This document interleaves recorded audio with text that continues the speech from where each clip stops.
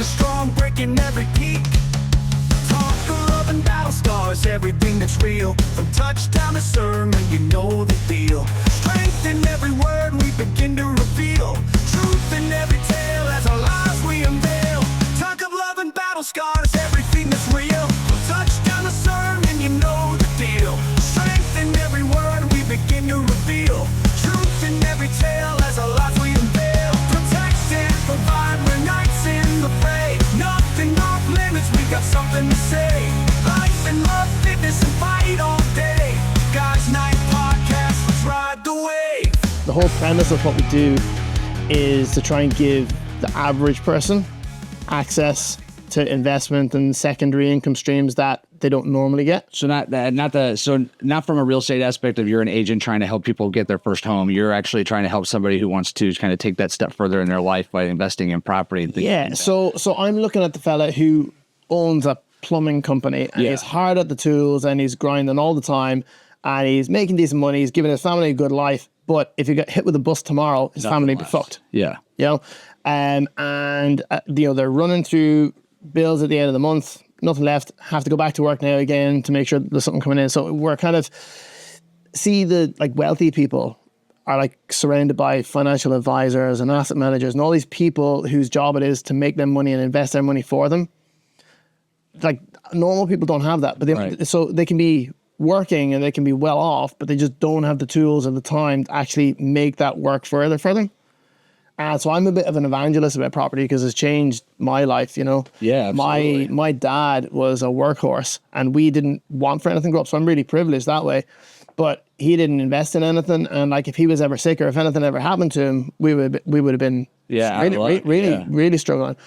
So now I've kind of seen that, and like we helped to retire my parents now with their whole real estate thing. Wow. So that's been cool. So that's what I want to kind of give to other people. Yeah, of course. That's awesome. And that's cool because like we're very lucky in Scotland where we have this kind of like unicorn where the cost of entry for investment is really low. So you can get into real estate for like 15 grand. Awesome. You know, I actually want to get into that a little bit because I had quite a few questions because that's one of my things that I was curious about is just laying here in general. There's so much of it, but what is it like for someone? And you start to see things along the way as I'm coming up the road where, I don't know, probably 20 minutes back, there's like about 15 to 16 of these like basically like single family like hub for like if I was vacationing here or something like that. It's probably like a big bed, a couch, a TV, and that's about it in there. And there's like 10 of them lined up. And it's like, wow, that's a great investment idea. You're right here across the beach. Yeah. You're only using up about a half acre of land and you've got yourself 10 Airbnbs that can be booked 24, you know what I mean? So yeah, let's get into that. All right. Greetings, everybody. Welcome to the Guys Night Podcast. As always, I am Will McEwen, and today, this isn't just a podcast, it's a podcastle, as we are in the ruins of a castle here in Scotland, and I don't want to mispronounce the name, Rob, so what is the name of this? How do I pronounce it? Is it Dunure? This is Dunure, yeah. Dunure. That was the easy one. No, you were spot on. And I'm here with Rob. And Rob, what's the name of the real estate? Is it Rolston? Is that Rolston, right? Yeah. So that's my surname, Rolston Real Estate. That's my business. Yeah. Okay. Yeah. We actually met through, I think, a podcast Facebook group or something like that. And I was like, I want to do this with somebody while we're out here. So I appreciate you taking the time. And not only did you take the time, you brought me beer with my own name on it, which is wicked. You have to. Do a little research. Yeah. I mean, that was really awesome of you. I really appreciate it. I'm glad you're taking some time away from the family to do this. It means a lot to me. I thank you very much for that. No, it's a privilege, man. Glad to be here for sure. So we started off talking a little bit, and I knew you had something to do with real estate, but I was like, I want to hold it until we get out there to actually see what you do. Yeah, sure. So you started off telling me you're not an agent, but you're out here in order to help somebody that's maybe less fortunate, doesn't know how to get into the investment field, doesn't have a ton of money, but to start building that portfolio so that later down the road, they have something they could lean on, their family has something they could lean on. And this is something my wife has a lot of interest in, only it's a lot harder to do in the United States right now. Yeah, sure. Values are through the roof. So tell me kind of how the company formed. Is it just you? Do you have others working with you and helping build it up? And where you're at right now today. Yeah, man. Well, there's a bit of an origin story, I suppose, but like my ultimate ethos on this whole thing is that, affluence is possible for the average person. And there's nothing special about me. So if I've managed to do it, then anybody can. And so it's to try and facilitate that. So I guess my background's in healthcare, but, going through school, I was, really kind of run of the mill. I was an average C student, so I was always taught though, you got to work hard, you got to get your exams, you got to get into university, and that's how you get ahead. Get that secure job. So I busted my ass in school, to be honest, and I got into university, which was cool. And then finished it with the degree, and I landed into my first job, which was in healthcare. And I remember the day like my first paycheck dropped, and I opened it up, and I was all excited. I was like, that has to be a mistake. Like I just went through a lot of school. I was like, there's no way somebody works this hard and this is what they come out with. So I just got like really disenchanted. And I remember like for the first 6 months of starting off working, I was like living off like baked beans and scrambled eggs at the end of every month, waiting for the next paycheck to drop. And I was like, there has to be more than this. And this is in the medical field too. Yeah, so I'm a physiotherapist of trade, so physical therapist. Yeah, over in your neck of the woods. So just to get off subject a little bit, medical employment over here different than the United States as far as how it's how you're paid and what you could potentially earn on it, or is it just a lot harder to get to that point where you can? No, it's pretty standard over here. I mean, you've kind of have two runs where you've got like the NHS, which is the National Health Service. That's kind of where most healthcare sits, and then you also have like the private healthcare, which is you get a lot of kind of private health insurance and stuff that kind of goes through that avenue. But in terms of the earning potential, unless you own the business, you're pretty much on par. It used to be that private industry was a wee bit ahead, but the NHS has kind of caught up now in the last sort of 5-7 years, where it's actually kind of balanced it out a wee bit. I was in private health for a while and sort of circled back. So healthcare for the average person out here, you have NHS. Is that kind of like country standard healthcare? Like basically everybody gets it. It's kind of like socialistic medicine in a sense. It's uniform, yeah. So like you get access to that no matter who you are. But you can upgrade that if you want to add your own personal on top of that? They're kind of unconnected, actually. So really? So you can skip going to the NHS at all and just go private if you have the insurance. Or now, actually, post-COVID, a lot of companies offer private health insurance. Gotcha. As like one of those incentives to kind of be back in the office and here's what we can do. So, but they kind of are two, avenues that never meet, if you like. So trying to kind of say, if you have a patient who's come across, then it's very difficult to know what their journey's been before. Oh, if they've come from one versus the other, they don't necessarily communicate. Yeah. Now, is it a difference in the way that you're treated on one versus the other, or is it just a difference in like where you can go for care? Just a difference in where you can go, because to be honest with you, there's a lot of people who work in the NHS who also work privately, so they double over. So the actual standards of care are the same. It's just because the NHS is in demand, the waiting lists are a bit longer. So if you want to be quick about it, you'll go through your insurance and get in. So a lot of people will go for, I don't know, like a knee replacement privately, and then they'll come and they'll end up in rehab with, the NHS. Gotcha. So that's kind of... But I don't mean to get off on a tangent. I hadn't thought, with your medical background, I was like, oh, it's a great opportunity to kind of throw in there because healthcare is always a consideration. Yeah. The United States has been talking about doing centralized healthcare for the longest time. Private healthcare is ridiculously expensive. Yeah. So I don't know if that'll ever be something that comes to our country. But for the most part, you say the standard of healthcare is not that bad, even though that's their direction. To be fair, the standard of healthcare over here is pretty badass. Really? Yeah, it is pretty good. Awesome. We are very privileged and very lucky, So yeah, no, it is pretty up there. Whether it's private or whether it's NHS, you're pretty lucky both ways. So let's get back to your story. So obviously it wasn't the best for you as far as income potential, especially after years of schooling. I just got really browned off, man. So I stuck at this for like about 2.5-3 years, just kind of trundling along 9 to 5. And, I was doing the thing you're supposed to do, saving for a house and all the rest of it, you're being a good little boy. And I just got 3 years in and I was like, nah, screw this. So I just took all my savings and went to Thailand. And I was just, That's a good decision. Yeah. So I was just like, nah, right. So I went a bit of soul seeking. And I remember I was sitting on a beach and I was like sipping a Moscow Mule and I was sitting to myself like, this is brilliant. But I was so aware that I was just like burning through savings. And I was like, this is great right now, but at some point this is going to end. And what am I going to do when I go back? Because and how old were you at this point? Oh, God. That's a good question. I must have been in my early to mid 20s. I can't remember exactly. No family at that point or anything? No, just me. Yeah, a lot easier to make those kind of decisions. Yeah, well, funnily enough, actually, so I had just met my now wife the month before I went out. Oh. Yeah. And she was like, you're doing what? Yeah, well, she actually came out to Thailand to meet me. Oh. Yeah, so it was cool. But I was supposed to then land from Thailand into Australia, where I have some family, and I had a 2-year visa to just kind of chuck around Australia for a bit. And no, well, the heartstrings were pulled at that point, so I had to kind of cut that short and landed back. But I was so aware that I was like, when I land back, what am I going to do? Because I was so discontented with where I was before. Mm-hmm. So I kind of did a bit of reading. I was running through Bangkok airport, and I just nabbed into a bookstore just to see, what am I going to read on the next beach. And I picked up one of these like finance books, self-development things. It's one of the ones that everyone does. If you ever introduce or talk about anyone who's in property or who's in any sort of investment, they'll talk about Rich Dad, Poor Dad. Yep. So I read that, and I was like, holy crap, read it in a day, read it again the second day, and I was just like, right, okay, I'm going to pursue this now. And I just deep dove, self-improvement, finance books, and when I landed back, I just went straight into networking with people who were doing property investment, because I kind of picked that was my asset category that I was going to go after. Mm-hmm. So I started doing what they call over here sourcing. I think you guys call it wholesaling. Yeah. But I was doing it before I even realized what it was. So I was doing it like super illegally and completely the wrong way. I'm doing everything that you're not supposed to do. But I was like talking to other investors, and I was like finding the deals, and I was passing them over to them, and I'd pick up $1,000 here or $1.50 there, and I would just stockpile that in the background and not touch it. And gradually that kind of built up. And then I moved from there into project management, where I'd like find the project and I'd see it like from the start, oversee all the trades and get it the whole way to the end, where they'd like put a tenant in at that point.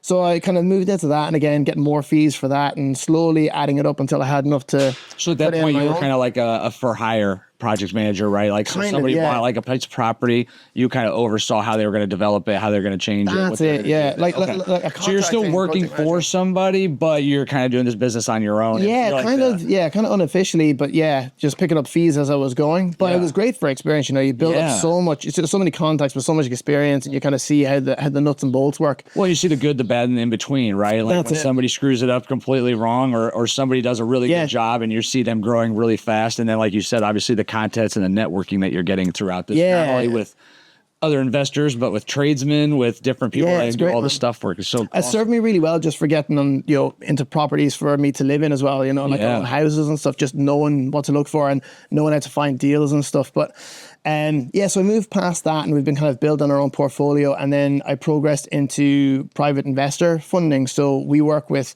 private investors now who like be busy and have a lump sum sitting, but they need a secondary income, or they want to deploy that somewhere so it's not sat in the bank. And we'll do that for them, and we pay them back at like a fixed return for whatever it is they put in, and we'll have that all contracted and secured against the property so that it can't run away on them as such. But so that's where we are now. And I guess my background being healthcare, about 5 years ago, the reason we got into the private investor side of things was there was a thing happened one day, and it really stuck in my head. There was a fella who came in to see me, and he was in his 50s. He was, really affluent guy. He was a high-level manager in a bank. His wife didn't work. They both drove Mercedes. The kids were in private school. But he had a heart attack. And then a month later, he had a stroke. And so all of a sudden, he couldn't work anymore. And now the bank was after his house. His wife had to go back to work. They had to uplift the kids out of school. They had to sell their cars. Yeah, world's turned. It was, the whole rug was pulled out from underneath him. And I was sitting there going, like, this guy has done nothing wrong. Yeah. Like, he's just been dealt a really crap hand. And I was like, well, first of all, I was like, holy crap, this can't happen to me. Like, if I get hit by a bus, what's the family going to do? Yeah. So I was like, right, we need to put the skids under this. We need to start kind of rolling on this so that if anything happens, that, family's looked after. But then I was like, if that's happening for me, that's a risk that everyone has. And so there's They don't know how to fix it. They don't. But so we were speaking earlier, everyone talks about the gap in the wealth, right, between like the rich and the poor, right? Well, there's a gap in the wealth that nobody talks about, and that's the gap that I call between the wealthy and the well-off. And by well-off, I just mean like if you're able to work a job, I would class you as well-off because you're not struggling, you're not needing somebody else to look after you. You have capacity to earn, right? Well, if you're working, right, you're not like these wealthy people who are surrounded by fund managers, asset managers, financial advisors, all these people whose sole job it is to make you more wealthy, to deploy your money that you have into something that's going to generate a return while you're asleep on your yacht. Right. Right? average person doesn't have that. So the average person could be working really hard, providing a really good life for their family, but their nose is to the grindstone 9 to 5, and they're knackered the rest of the time because they're working really hard. And if they stop working, all of a sudden the bills don't get paid, you know? So what we do is we kind of sit in the middle, because these fund managers and wealth managers and all these, they don't care about the average person because they make their money off the fees. Right. You know? And the fees are much smaller when you have much less money. So it's not worth their time. Exactly. It's not worth their time. So they just most don't of bother them are with it. so, you know, my brother works in as a financial advisor for Edward Jones. All right. And, you know, they only can handle so many clients. Yeah. Right. So when they're cold calling or taking on a new client, and he's never told me this, so I don't know for sure, but I'd imagine, like, I want my portfolio to be my best potential 200 or 300 clients. Yeah. I don't want to have a client, 5 or 6 wealthy people, and then, you know what I mean? So obviously that probably takes part of that decision-making process. So one of the first the average guy doesn't know who to go to. Yeah. One of the first questions is like, you know, what's your net worth and how much money do you have that you can deploy? Right. And if it's less than... And leave there. Yeah. Like, not have access to. Exactly. And if it's less than a couple 100,000, they don't want to know. So the average person doesn't have that. So like what our ethos is again, like, if I'm doing it, average Joe around the corner has the facility to do it as well. They just don't have the means to do it. So if they can't do it for themselves, we'll do it for you. That's what we do. So we kind of sit in the middle there, where these people have the ability to get into property now. They have the ability to deploy any spare bit of cash they have. And that could be, you know, our investors are, you know, someone has inherited something out of the blue, or, you know, somebody has equity in their house they want to release and they want to just do something with, so that it's not just sat there. You know, it's not small amounts, but it could be anything from like 10 grand, you know, and it just to make it do something, so that then, you know, it tips in at 10%, and lo and behold, well, that pays for your family holiday this year. Yeah. You know, and because we're in Scotland, we're in this kind of a bit of a unicorn scenario where there's very few places with a real estate, you know, economy that's as stable as we are, because part of the UK, it's really very stable, the real estate. Oh, I've lost for words. What's the market or market? Yeah. Oh my God.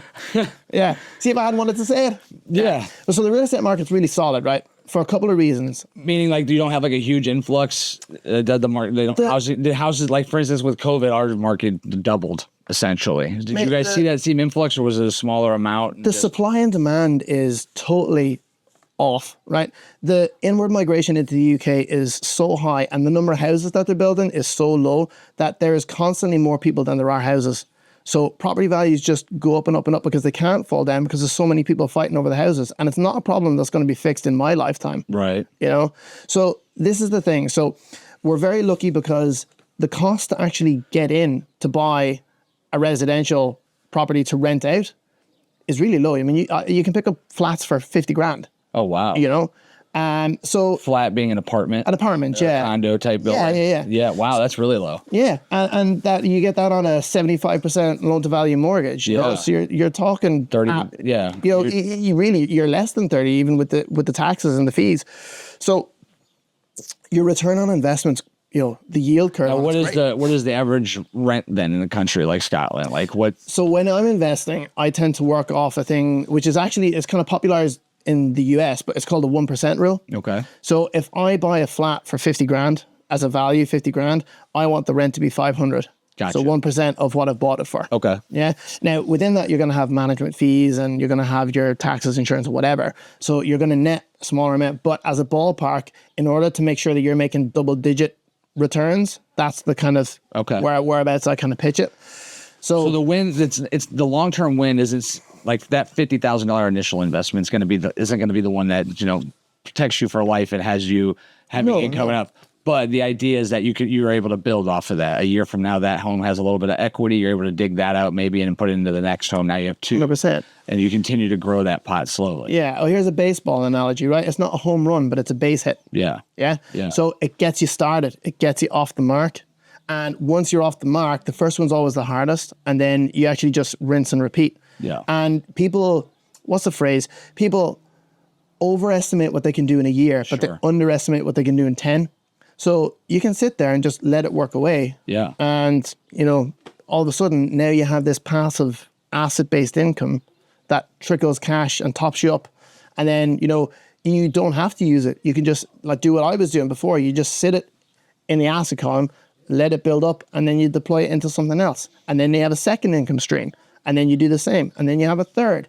And what happens is these little trickles are very quickly topping up this bucket that before had nothing coming in and it was just leaking. Right. Well, and now too, there's, I mean, not only do you have these properties that continue to bring in income, but it's also, like you said, there's only so much land. They're not making any more land. That's anywhere, it. Yeah. Right. So that land becomes more valuable. So it's not just the right now, it's my kids in the future, their grandkids. Like, what does that portfolio look like? Who do I bring into this family that helps grow that portfolio and kind of really allow it to develop into a more substantial wealth in a longer period of time? Yeah, well, it's that whole thing that we call generational wealth. Yeah. You know, you set it up, you put it in a company, and then, you know, when you're looking at retiring, you pass shares on to your kids can start to take it on. But the more important thing is that they're seeing you doing what they should be doing. They're learning from you, you know, monkey see, monkey do. Yeah, of course. You know, they're picking up that stuff. It's not taught in schools, but if you can, you know, showcase that to them, they pick up those habits and you can talk to them about it, you know? So what is your role in that part? So if I'm Joe Plumber up the road and I'm coming to you and I say, hey, look, I have $10,000. I want to get into this. What is your role? Where do you take it from there? Or how do you help him proceed? Well, firstly, we'll just see what it is that you're looking for. If you're looking just to have, you know, to put it in and forget about it, or are you looking to come in, you want to learn a little bit as it's working for you, or whatever your kind of aspirations for it are. But we'll basically say, okay, we'll put a loan agreement in. We'll say, okay, we'll take this for 18 months, 24 months, or whatever you're comfortable with. And we'll say what we're going to do is we're going to deploy that into real estate. So we'll go digging around and we'll find whatever the deal is. Usually it's something we find that's kind of below market value. It's not priced right. It needs work done to it or whatever. So there's value to add there. And what we'll do is we'll take that, invest it into that, do the work, turn it around. And what we'll do is we'll get it revalued. We'll put a tenant into it so it now cash flows with rent. But on revaluation, on refinancing, we're able to then force the uplift, extract the value, and we'll pay you back with whatever the percentage that was agreed is. So you can effectively, this is allowing them to invest into you essentially while you do all the work. You have the additional expenses that are being covered over that course of time. This is it, because you're not going to be able to invest in property with 10 grand. Right. But the beauty of property as opposed to stocks and shares is that property is not going to go up and down and sideways like it will with crypto or like it will with, you know, stocks if the stock market crashes. Yeah. Property, and particularly with the fundamentals that we have, your property is just going to sit stable and it'll slowly tick up. And the reason for that is something that's not really spoken about, right? It's one of the most secure assets in the world because people need somewhere to live. Sure. Right? But Western economies will ensure that there's an inflation rate of at least 2%, because if it tips below it, they'll just start stimulus and they'll start bringing it back up. Now, inflation recently has been sky high, so property values have shot up. But even on a bad year, if it dips down, the longest recession in the world has been, 2 years? Yeah, maybe. Maybe a little more. So it all comes out in the wash. As long as you don't need to sell immediately, you just ride it out. And then immediately the government saying, oh, that's not good, starts pushing it up. Yeah. So 2% on 2% on 2% on 2% on 2%, it compounds over time, you know? Yeah, of course. It's what did Warren Buffett say? The seventh wonder of the world is compound interest. Yeah. But so you literally sit back and you don't have to do very much. You just need to be in and let it work. Yeah. That's awesome. Yeah. So the thing is, if you don't have the means to say buy a flat yourself right off the bat, but you don't want your cash sitting in the bank earning nothing and just, you know, losing money effectively when you account for inflation, you don't want to take the risk of the stock market if it's up and down, and if the market's heading down or if it's heading up and you don't know what it's going to do. It's not reliable per se. The stock market, is really a long-term play. So is real estate, but in terms of the short term or the medium term, for if you're just looking to grow capital, you don't want to do that in the stock market, because if you need it in 2 years, the stock market could be in the floor. Right. You know? Yeah, with real estate, I mean, very unlikely. You're not going to have that fault. And if you do, everybody's feeling it. And so it's... Yeah, and it's very, very unlikely, you know, because again, it's even if there is a crash, property is not as liquid as stocks or shares are. So it takes time for somebody to sell a house, because they have to go to an estate agent, they have to market it, they have to do the viewings. The people who view say, oh, I have to buy it, they have to go to their solicitor. Their solicitor has to contact the other solicitor. They have to fight it out to say what. So the whole thing takes time. Yeah. So you're talking about 6 months at least. So if the market's, you know, crashing, real estate doesn't follow it. You have time to kind of plan and to decide what you're going to do. Yeah, and if the market's crashing, there's so many, or if the real estate market in itself is crashing, there's so many more signs of it before that. The stock market's going to go before the real estate is going to go, right? Absolutely. So it gives you some time to do something. So, and the worst time to sell is when it's crashing. You just hold and you just figure out another exit. You don't sell at that point. well, You're we like, had that conversation. Actually, it's funny because I know that we don't want to get into politics right now, but I of course, American, everybody in the world, it doesn't matter what country I'm at, there's always somebody that's wants to bring up politics, especially with the last 12 years involving Trump.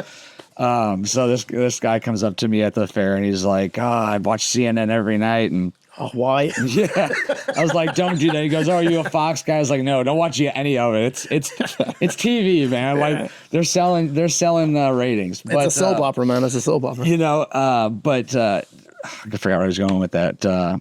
Where we at with that? We're talking about just, crashes and the economy. And So the big concern right now is, and even in my small town of Medina, like it's probably no bigger than, it's 15,000 people, right? Yeah, 20,000 people. But there's been people protesting on the streets. Oh, look at your 401k, or oh, look at the stock market. Look at this. And I'm like, well, realistically, unless you're selling today, that's relevant, right? And my friend David and I, who's usually on the podcast, had that conversation. Like my 401k, what it's worth today is irrelevant because I'm not using it today. Yeah. Now, if I'm 75, 80 years old, then yes, obviously that's affecting my life. That's when it's a problem. Deal.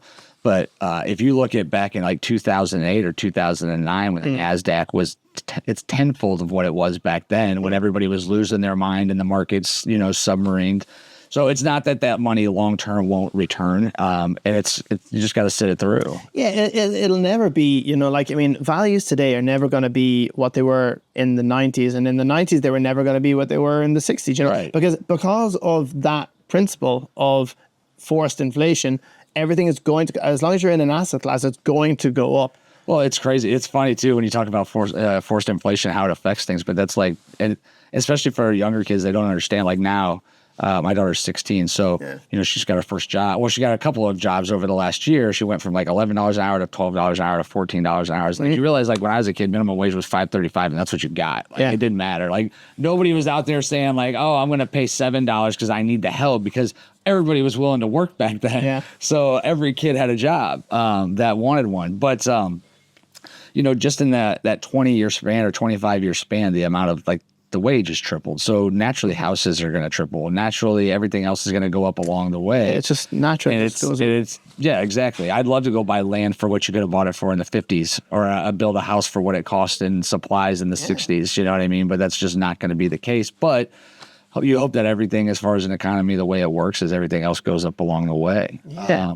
Well, one of the things that's funny about the US is that, like, and this is one of the things now when you were talking about Trump and things in the stock market and stuff, when you're talking about like pension funds and things and people approaching retirement, a big proportion of people's portfolios as they're approaching retirement gets shifted into the bond market and into treasuries that you have, because those are the stable stocks, as opposed to being in the more kind of high-flying things that you'd be when it's a bit more risky. Well, even S&P 500 and others, those things are all like steady growth, no big hits. Yeah. But the risk is minimal, right? You'll see an inflection when the market, does what it did 3 months ago or whatever the case, but they're really quick to return back, and they're pretty consistent, 10% increase. It's funny that as well, because that was so because the dollar is the world currency. Sure. Yeah. US treasuries are always in demand. Like everybody wants them because they're very liquid. You can trade them. Everybody wants the dollar. But because of that, the US has historically been able to borrow money, or its government can borrow money really cheaply. So it can afford to live way beyond its means in comparison to like UK bonds, because the demand is so high. And then when all the tariff things kicked off, then all of a sudden the bond yield shot up and it became really expensive for the US to borrow money. Yeah. Oh, yeah. Yeah. So for the US government to borrow money, that because people stopped buying bonds. Sure. So the yield went up on bonds. So the government was like, holy crap, I can't borrow any money, and it's going to cost me a shit ton of money to service my debt now. Yeah. And then lo and behold, there was a 90-day reprieve. Yeah. And then so it takes time. So it's funny how these things work, but yeah. Yeah, I don't think I don't think tariffs, I don't think there's ever a sign that the idea was for tariffs to be raised for the long term for anybody. But obviously, like there's a way that they're going about it, and you know, hopefully it ends up better for all of us, right? Across the board. I know that I think the UK and them just came to an agreement. It's funny, right? Didn't change much from what it was before, only that they're accepting more goods from the United States. I don't know. I don't really follow it that closely, to be honest. I mean, I followed the kind of markets as such more than I followed the politics side of it. But it's a funny kind of happens. I mean, like, you're never going to reverse globalization, you know? And for the most part, if you're bringing in goods from somewhere else, it's because that somewhere else is able to make them cheaper and probably able to make them better. Right. So to try and put a stop to that is very difficult. Sure. And then if you don't have that, all of a sudden now you're going to have to make that at home, and you're going to make it more expensive. You're going to have to pay more to make it, and it's a difficult scenario. Yeah, but I give an example. So I actually have a buddy. They make furnaces, right? Well, it's summer now. They don't sell a lot of furnaces, but they used to make them themselves. Now they outsource them because it's $400 less to outsource a furnace than it is to build their own. They're going through China, but the tariffs were actually making it where it was going to be the same price. So in that scenario, is like, yeah, now you can go back to making it, and you're not going to be outpriced by your competitors because they're sourcing China. Now you have the ability to stand upon your work, and so I see the benefits of tariffs. I hate the fact that the majority of our goods are created in countries that have little to no labor laws, that have, you know, access to child health or child workers, slave working, and things like that, because it builds up an economy full of, and what I would consider evil people, like specifically when it comes to China. Yeah, I get it. But funny enough, China is one of the biggest purchasers of U.S. bonds. Of course. But it's a funny thing, right? Because the tariffs are very much on products, if you like manufacturing and things, and they didn't really ever touch any of the service stuff, like none of the tech companies and stuff. And the U.S. economy is the largest economy in the world, and you know they've had a hold on the global stock market for decades. Sure, you know, so to all intents and purposes, actually, the U.S. economy is not really doing too bad. No. So it's leveling out. You know, we talk about the guy who watches CNN every night. You would think that the economy was crashing and that nobody could afford to eat. And don't get me wrong, the over the last 3 years, inflation has kicked our ass when it comes to the grocery store visit. But like I said, other things have gone up as well. Wages have gone up. People have had equity in their home because of it, been able to sell their houses and move and retire and do some other things too.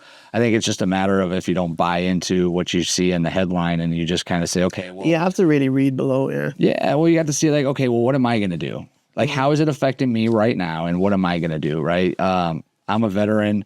They make 80,000 job cuts or whatever in the VA service. Okay, well, how does it affect me? It doesn't affect my time to get in there. It doesn't affect my ability to go through the process to get my VA, and it doesn't affect my income every day. It doesn't sound like it affects me at all. So if it's less money coming out of my taxes, that's a win, right? It's not until something affects me that I can take a deep dive and say, okay, like, how do I work around this, though? Not necessarily like it's a bad thing, because it might be a good thing in another way. The biggest thing is you have to kind of zoom out first. So you were asking, like, you know, one of the things about, right, okay, less products being able to get into the US, right? Yeah. So you're going to look at someone like Volkswagen or German cars, right? Can't really send them across the US anymore because they get taxed massively. Yeah. So the US are going to be, oh, well, we'll just, you know, American-made cars, we're just going to stick with those. But Volkswagen and Mercedes and all these guys are going to be like, well, we're still making cars, so where else are we going to send them? Well, let's send them to the UK, and all of a sudden now our cars are more affordable. Yeah, so right, yeah. Like, you know? Yeah, so it's a way, yeah, I 100% agree. And you know, even American-made cars, like the number one American-made car isn't even what you would consider an American-made vehicle. It's Toyota. Right, they make more Toyotas are made in the United States than any other vehicle. More parts are built and created for the Toyotas than any other vehicle. I know Ford's trying to make a big push in becoming more and more involved. But yeah, so when people say, "Oh, American-made cars," it's like, well, Toyota is essentially a Japanese brand, but they by far sell and create and build more Toyotas in our market than anything else, and provide more jobs than any of the other big three. At least for Americans. So, yeah, I read something recently about Toyota where they've gone in deep now on hydrogen engines. I wouldn't be surprised. I've been out of the Toyota. So my last job was a general manager for a Toyota dealership. And I mean, one thing about Toyota is if they come out with something, it's going to be right. Like, you know what I mean? They're not going to like partial something. So I'd be interested to see if they come out with a hydrogen engine. That's pretty impressive. Yeah, well, JCB over. You guys must have JCB in America, do you? Yeah. Yeah. No, JCB. JCB. So it's a company that provide like excavators and diggers and big kind of machinery for sites and We stuff. do. I'm not familiar with JCB. Well, they came out recently with a hydrogen engine, and that hydrogen engine's now been sanctioned and signed off for production in industrial sites. Really? And yeah, so if they're doing it there, you can be sure it's going to be fairly quick. It's going to get rolled out. So it'd just be interesting to see where the whole electric car thing goes, because if hydrogen picks up, that's probably going to be far easier to implement, because you convert a standard kind of combustion engine into a hydrogen engine a lot easier than you will get a whole new electric car. Yeah, of course. So yeah, it'd be just interesting to see how it pans out. Yeah, no kidding. It's a bit of a tangent, wasn't it? Yeah, a little bit. It's so easy to do that. That's like you said, it's better to do these in person because you just never know where it's going to go. I wanted to get back to the real estate aspect because as an outsider looking into Scotland, does Scotland allow for out of country investment? Like are Americans able to purchase property without issue here? Yeah. Pretty simple process. Yeah, so I mean, well, I have international investors who invest with me. But yeah, I mean, you can buy a property as an international investor. You just get an international mortgage. So you just need the right broker to kind of get that product for you. There's a lot of expats as well. So people who are from the UK, but say live in Dubai or wherever they happen to be, or they're working in, Abu Dhabi or in Saudi or in Africa on but still have oil and gas and stuff like that. So yeah, but they're still residents, so they can get it, but they get an expat mortgage. Gotcha. So it is definitely possible. You know, what is like is there areas of Scotland, like obviously like inside the city, like we talked about Edinburgh or something like that? Edinburgh? Edinburgh. Yeah. Edinburgh. I want to say borough, but it doesn't say borough at the end in my speech, so I get confused. Obviously, somewhere like that, properties, a flat and stuff like that's going to go for more than it is out here where we're at near Carrick. But what about property in general? Like 10, 20, 30 acre plots. Are those available, or are there a lot of those for sale? So those would be kind of what we call small holdings. Now, small holdings are not as available as, see where I'm at, there was recently a 65 acre plot that came up, and that was about 265,000. Yeah. Wow.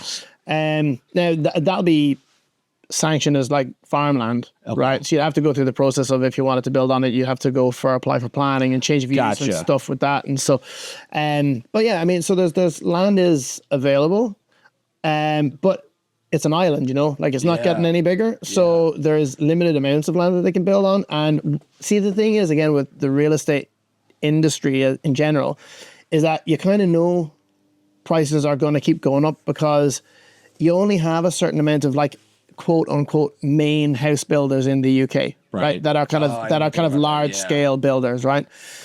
Those guys aren't just going to all of a sudden build loads of houses because there's a massive demand for houses. Because if you build loads of houses, all of a sudden you flood the market and there's a massive supply of houses. So then the price for your houses goes down. Right. So their profit margins go down.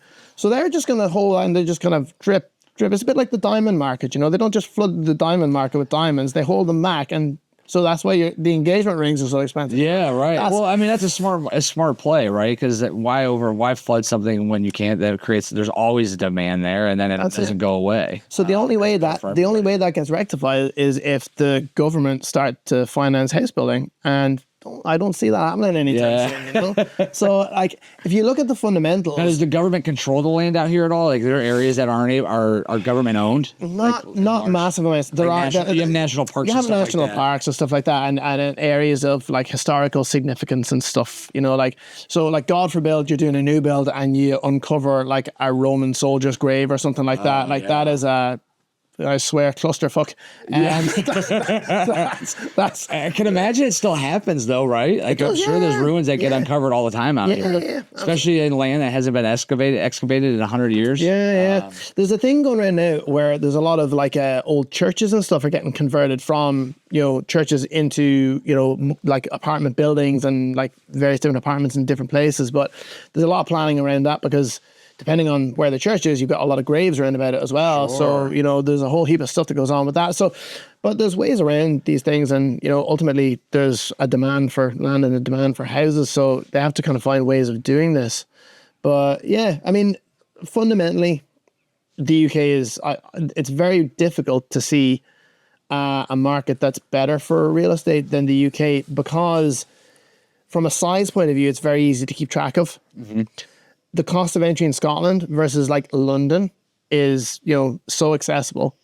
It's regulated really well. So in fact, probably it's even regulated a little bit too much. So it's very difficult to get scammed or to be scammed. Gotcha. So it's all very tight knit. So yeah, it probably moves a bit slow for my liking. But aside from that, that's really the only complaint I can have. Slow and steady wins the race, though, right? This is it. It's a long-term play. That's it. So speaking of that, do you have obviously Scotland being an island, but you guys have the ferries that go back and forth, which the ferries are incredible out here. Yeah. My wife and I talk about all the time is like the transportation system in the UK in general, but Europe all over, it's just so far above what the United States have. Yeah. And for us being a newer country, you'd think that we would have been like, hey, they did it this way. We should, maybe do that same thing. No, we just buff it up left and right. But you get on a ferry, you come over here, you drive your car on or whatever, like the lounges and everything were ridiculous. I say now, there's a lot of people in the UK might disagree with you. Oh, really? Like they think it's below standard? Do you know what? I think the grass is always greener because I think everybody likes to hop up and down and complain about their back garden. I don't know what you could complain about. Like they had like 5 PlayStation systems up there, they had a whole cinema in there. I was like, wow, this is only a 2-hour ferry. Like there's ferries in Greece, which were cool. Like they were big open decks and a place to go sit and chill. But they didn't have like movie theaters and all this. And like you'd be on a ferry for 4 hours going from one island to the next. So like I saw that and my wife and I like, this is incredible. Like, yeah, I mean, overall, other than driving on the other side of the road, it's been pretty awesome so far. Just our first day here, so I'm excited to see what Scotland has to offer. You guys, so like over here, there's still a lot of people who drive like what you guys call stick, but like manual control. Yeah. So like, is your rental car, is it manual? No, so it was originally a manual, and the guy at the counter was like, "This thing is smaller than you think it is. You're gonna be uncomfortable." And I was like, "All right." So he's like, "Here, look." He's like, "I don't have enough small cars, so you'll be uncomfortable one, but two, I just need your small car." Just took one look at you like, "Oh, this guy's swole." Yeah, he's like, walks sideways through doors. Well, then he saw my wife's bags. That's more. He probably saw my wife's bags. He's like, "Good luck, dude. These are gonna be right at top." So he upgraded us to a Tucson hybrid, which is actually cool because it's a hybrid and it's automatic. And I was actually like, at first I didn't care because I've had manual transmissions like when we were in Greece, and driving in Greece is far scarier than it is out here. Iceland, we had manual transmissions. And then when we drove from Paris through Switzerland and down to Italy, we had a manual transmission. But here, I was like, you know what? I already got to deal with driving on the other side of the road, on the other side of the car. I was like, I think I'll be okay. I actually had to Google it, like, are the pedals the same, left to right? And everything's the same there. But I was like, I was glad I got it automatic. But I mean, you look around, everybody's driving a manual transmission. Yes. I see kids today because we stopped about a half hour outside of Dublin. I can't remember the name of that first city, Lawrence something. Where? Right outside of Dublin. It's off the M1. It's literally like 10 minutes off of the main highway there. Like Dundalk, maybe? It starts with the L. Or at least there's a mall that starts with the L there. What was it? No. Lawrence. Anyhow, we stopped in there and so there's all these kids, 16, 17, 18 years old. They're all driving sticks. I'm like, man, if you told American kids that they had to drive sticks, they would they would be lost, broken, Yeah, it is, for the most part, a lot of first cars are manual. It is getting more popular now that the kind of more luxury cars, so they tend to be automatics kind of creeping in there. Yeah. But yeah, there's still a lot of manual that goes on here. I grew up in the country, so manual is the way, and you have all the tiny little kind of winding roads. Fun. Yeah. You ever heard of Colin McRae Rally? No. Ah, right. Okay, so he was back in my day, and he was an Irish rally car driver. Oh, no kidding. Yeah, he was Tom Lodge. But yeah, so that's where you're headed next is down all the west of Ireland and stuff. Yeah. And Achill Island is big for rallying and stuff. Really? Yeah, I'm excited to see what it has to hold. Like I said, you got the typical tourist stuff that's on the board, but that's why we like driving, is because if you see something interesting, you can just pull over and stop and not have to worry about being on a tourist bus or something like that where you're just stuck. Yeah. Or a lot of people I know, they'll get a hotel in one place and they'll just stay there, and then you're kind of limited on how far you can get. So yeah, I'm excited to see, but I'm glad that we got a chance to connect. It's awesome to hear about your business. So, Before we get to the end, what's the plan for the future? Like, do you have the next 5 years kind of mapped out on what are you guys trying to expand upon what you guys are doing? We're going to keep doing what we're doing. I'm a bit of an evangelist about property, really, because it's changed my life and it's changed the life from a family. Yeah. And from my parents, and it's been a real change of circumstance and a real eye opener. And I'm really passionate about just kind of giving that opportunity to other people. So one of the things I am doing at the moment is I'm writing a book. Oh, great. Yeah. It's going to be called Financial Fish. Okay. Yeah, on the principle that if you teach someone to fish, you feed them for a lifetime. Yeah. So Financial Fish, you teach them about finances, you can change their life. That's awesome. So that's the idea. And I'm linking in with a couple of schools, and I'm hoping to go and do some talks at schools about financial literacy, financial education. What level? High school or? High school, I think. That's because great. You need to get in. You want to catch these guys young, but at a point where it's tangible. Because they're going to go and make the steps out to university or into apprenticeships to go step into the workforce. And they need to understand that if you fundamentally started off right, if you speak to wealthy people or people who are like self-made, one of the number one things that they say is that I wish I knew about money earlier. Yeah, of course, who doesn't? Because the earlier you start, the more chance you have to really build something before you have the responsibilities of family and kids and mortgages. And well, I think the other thing too is, one, you get them in high school, they don't have other responsibilities, right? They don't have mortgages, they don't have car payments, they don't have all this different stuff. And you can actually get in ahead and make sure that they make good choices about those things. And that's what I was going to say. And you talk about that middle class kind of area, like this class behind the well off versus the wealthy, right? And those are typically the people that buy all the goods. They just buy stuff because they don't know what to do with their money. They don't make enough to like have substantial wealth, but they make enough to buy something new every week. I make that same mistake all the time, whether it's a new camera or it's a new this or something for my truck or my wife's. So like, you think about that, you're like, God, if I wouldn't have bought this or that, then I would have had X amount of dollars for a down payment on a house. And it's like, it's a thing I call the creep. Yeah. Right? Because you start off and you earn, simple maths, right? You start off and you start earning 50,000, right? And then you work for a couple of years and you get a raise and now you're earning 55,000 or 60,000, right? And the first thing you do is like, oh, that's great. I've got more money coming in. I'm going to get a new car. Yeah. And you get a new car and all of a sudden your new car is more expensive. So your payments go up and all of a sudden the little bit extra that you had is now disappeared into a car payment. So you're actually no better off. Yeah. And in a year, it's not a new car anymore. So you're not even happy driving it around. 100%. What you want to do is you want to put that aside. You want to buy a flat. You want to get the rent and cash coming in from that flat. And in 2 years, your flat buys your car. Right. That's what you want to do. And now you have a flat and you get the car. Flat goes up in value and the cash flows when you're asleep or when you're on it, on the beach or when you're, doing whatever. The money still comes in. And you have your car, which is going to go down in value, but it was going to go down in value anyway. And all you had to do is be patient and hold off a year or two.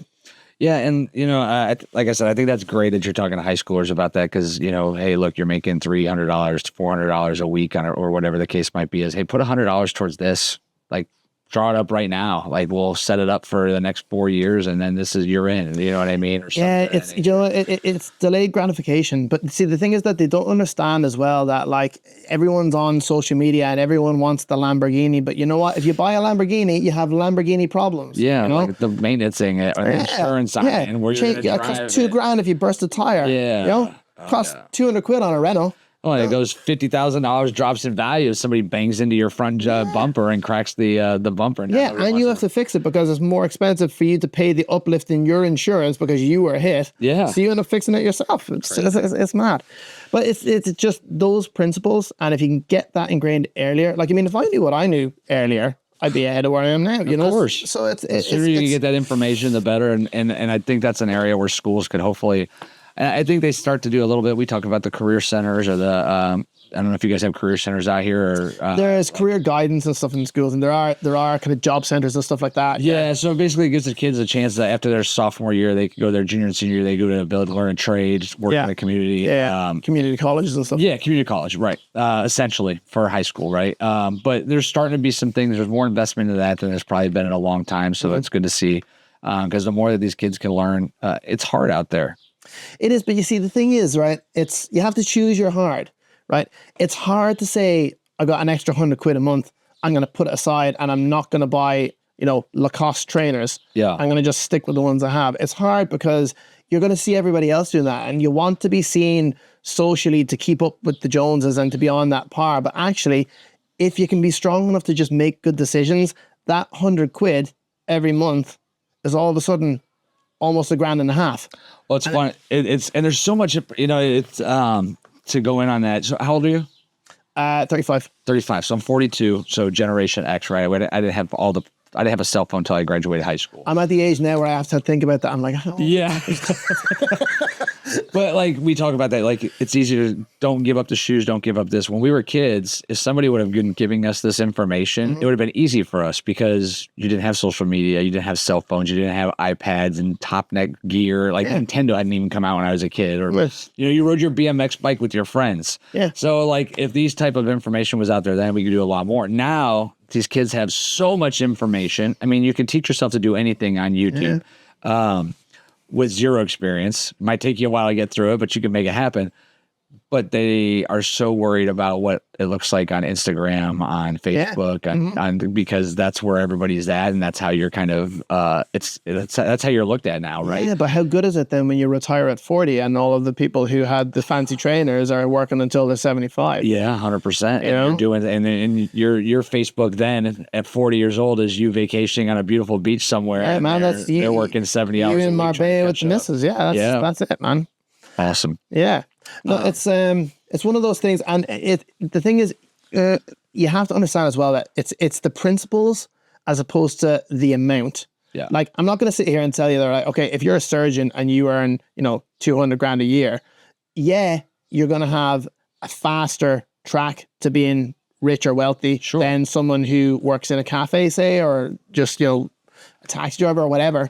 But if you spend everything that you earn at the end of the month and there's nothing left there and you're waiting for the next surgeon's paycheck to hit, all you're left with is the food on the table and your clothes, and you might as well have been working for those. Whereas the taxi driver who stuck a bit away and keeps sticking a bit away, and all of a sudden he's investing, and now he has a little bit more creeping in, and then he does it again and a little more creeping in, and before you know it, he's outpacing the surgeon. That's the win. Yeah. Anybody do it, right? It's like they say, hard work beats talent every day. Yeah. So but it's about what you're working on. Yeah. You can work hard, but if you work hard on the right stuff, you can get really far ahead. It's just about knowing what to do. Awesome. Well, hey, it's been a pleasure. Yeah, it's been good. Yeah. Getting whatever these little bugs are, they're starting to swarm us as the sun goes down. Yeah, I gotta love them. You guys, Yeah, we get them up. We get them pretty bad. In fact, if you ever look up Cleveland Indians baseball game midges, there's a there's a playoff game where our pitcher, you can't even see the color of his uniform. There's so many on him. They're like literally in his face as he's throwing. Like, oh, that was grim. It was awful. Grim. I didn't go to that game, thank goodness. But you see the video and you're like, God, I don't know how that guy pitched in that game. It was one of the best games ever too. How can people get a hold of you here in the UK as far as if they decide this is something they want to get into? Yeah, man. Well, like I said, we've got investors all over the globe. Yeah. So so I'm on Instagram, which is Rolston Real Est, so short for estate. LinkedIn is just Robert Rolston. I'm on Facebook, Rolston Real Estate, and my website is www.rolstonrealestate.org. Easy enough. And I'm going to put all the links in the description of the video so everybody they can get to it. Thank you very much for your time tonight. Yeah, appreciate it, man. Until next time, everybody, good night. Yeah, cheers.